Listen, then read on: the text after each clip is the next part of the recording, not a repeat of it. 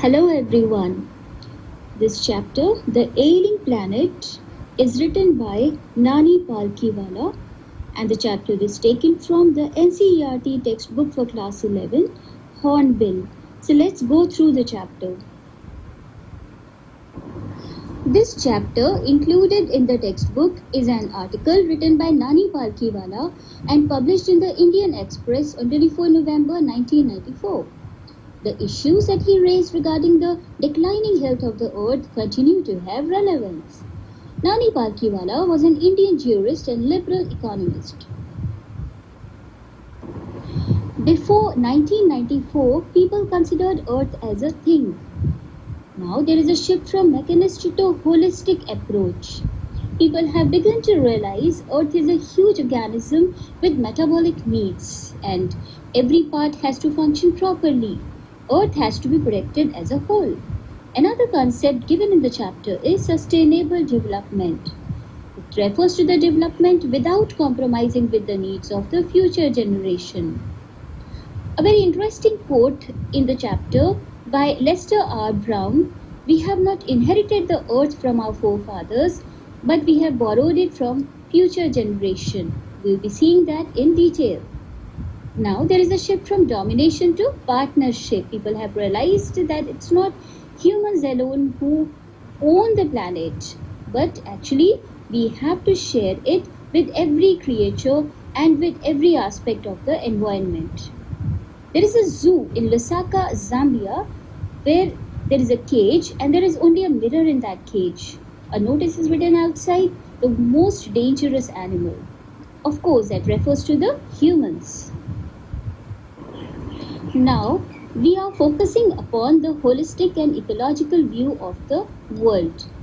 Earth itself is considered as a living organism, an enormous being of which we are parts. Earth has its own metabolic needs and vital processes which need to be respected and preserved. But the Earth's vital signs reveal a patient in declining health.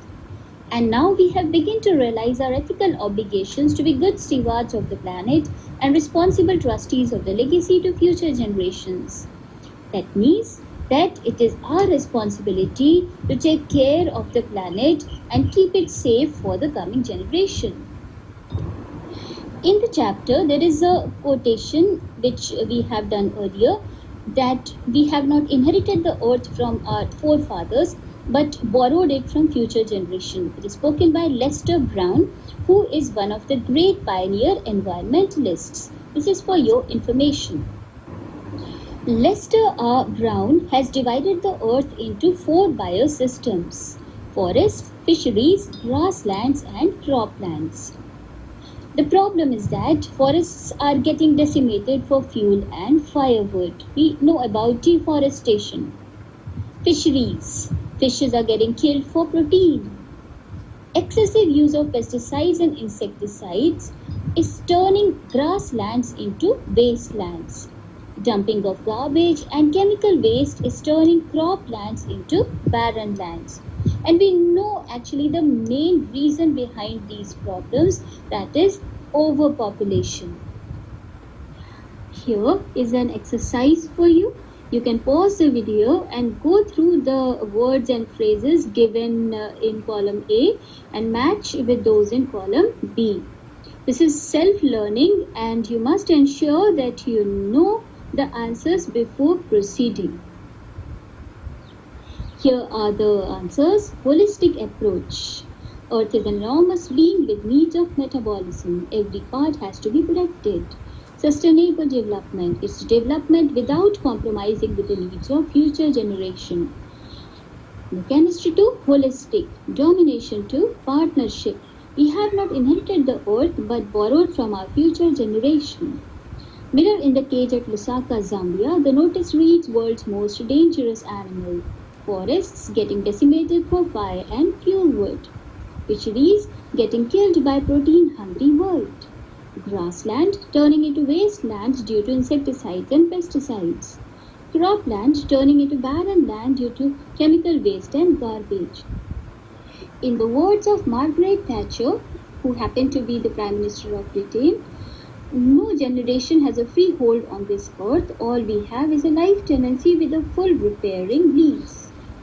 The meaning is very simple, that we cannot occupy the earth considering that the planet belongs to us and that we can exploit the natural resources as we like. Rather, we have to secure the resources for the coming generation also. Mr. L.K. Jha was one of the distinguished Indian of Brandt Commission, one of the early international commissions which dealt with the question of ecology and environment. The Brandt Commission raised the question, are we to leave our successors a scorched planet of advancing deserts, impoverished landscapes and ailing environment? The meaning is simple. Are we going to leave for our future generation a planet which is deprived of natural resources, deprived of strength and vitality, and a sick environment? So this is a question we have to introspect. In the chapter, there is also mention of Article 48A of the Constitution of India, which provides that the state shall endeavour to protect and improve the environment and to safeguard the forests and wildlife of the country. But the problem is that laws are neither respected nor enforced in India, and we know that very well considering the laws against casteism, untouchability, dowry and so on. And this we have done earlier, that Mr. Lester R. Brown says we haven't inherited this earth from our forefathers, rather borrowed it from our children.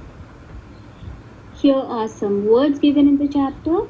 Holistic, to be considered in its totality, enormous, huge, ethical, related to moral principles or values, declining, to go down in health, degradation, the destruction of something due to unwanted activities, stewards, the soldiers who take care, sustainable, development without compromising with the needs of future generation, trustees, those who safeguard the property, irrevocably, which cannot be changed or reversed, decimated, to be killed or destroyed in large number. This is one more exercise for you. You can pause the video and match the words with their meanings. Let's understand the most important points of the chapter in the form of question answers. Question 1. What is meant by holistic approach? So the earth is a huge organism having its own metabolic needs. We have to preserve each and every part of the earth. Question 2. What is meant by sustainable development? So it is a development meeting the needs of the present without compromising with the needs of the future generation. Question 3. What is the concern raised by Mr. L.K. Jha? So he was a member of Brandt Commission, and the question raised is, are we to leave our successors a scorched planet, impoverished landscape and advancing deserts? Question 4. Who has divided the earth into 4 biosystems, and what are they and what harm are we causing to them? So we know now that it's Lester R. Brown who divided the earth into 4 biosystems: forests, fisheries, grasslands and croplands. So forests are getting decimated for fuel and firewood, fisheries are getting killed for protein, grasslands are converting to wasteland and croplands are converting to barren lands. Question 5. What is the reason behind the ailing planet and what is the only solution? So as we understand that the reason is overpopulation, which leads to growing demands. And as a result, natural resources are getting depleted. Question 6. Laws are written on papers and never enforced. So that's true that in India laws are only made but they are never executed. People keep on flouting the laws. Question 7. What is the pragmatic solution to the problem? So of course population needs to be controlled, and who can understand? Only educated people can. Therefore education is a solution which can make the people aware of this problem. Here are few textbook questions. Question 1. Laws are neither respected nor enforced in India. So that's true.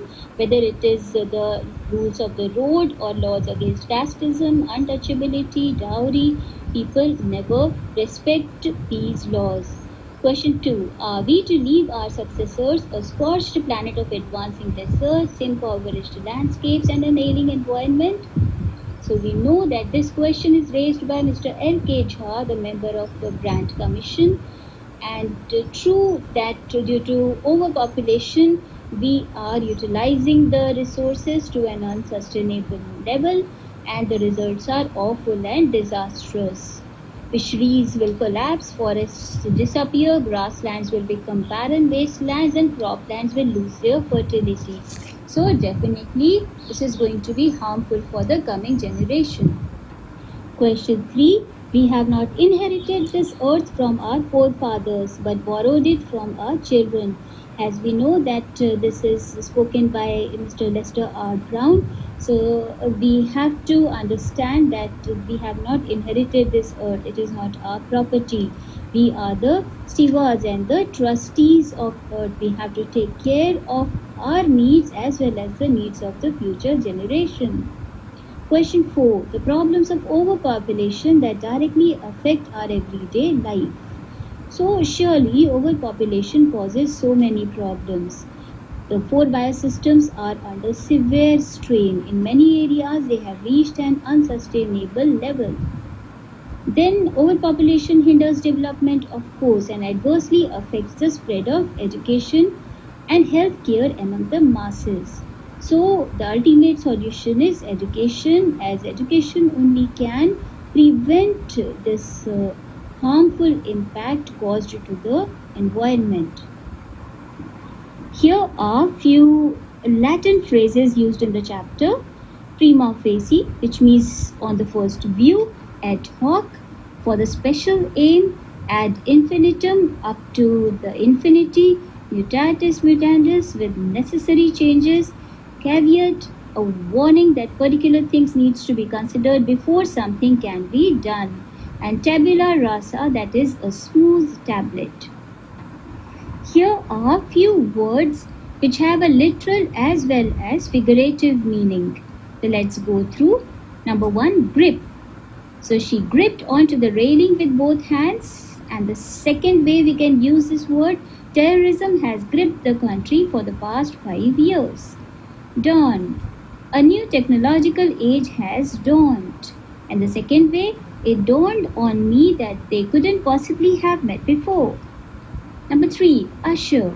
The secretary ushered me into his office. The change of management ushered in fresh ideas and policies. Number 4, coin. Every coin has 2 sides. Or she coined a phrase to explain her meaning. Number 5, passport. I showed my passport to the security officer. Hard work alone is the passport to success. Do go through the notes given under content. Thank you.